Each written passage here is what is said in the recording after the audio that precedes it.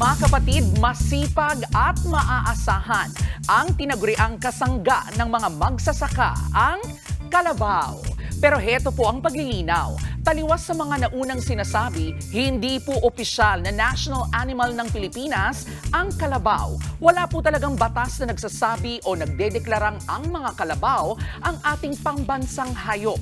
O eto, alam niyo po bang ang lahi ng mga kalabaw natin ngayon hindi purong Pinoy?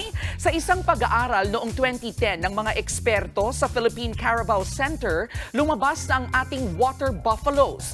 Galing pala sa mga swamp buffalo sa China.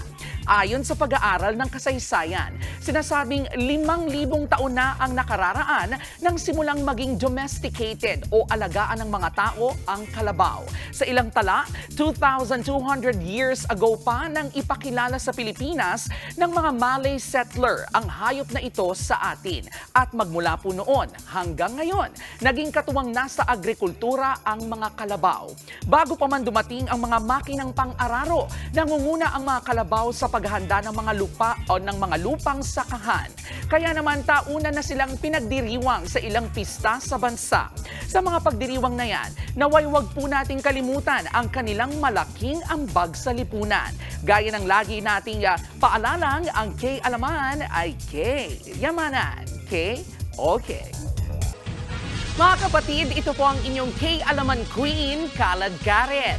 Always remember na ang K-alaman ay K-yamanan. Kaya para sa latest showbiz news at dagdag impormasyon, mag-follow at mag-subscribe sa social media pages ng News 5. K-okay.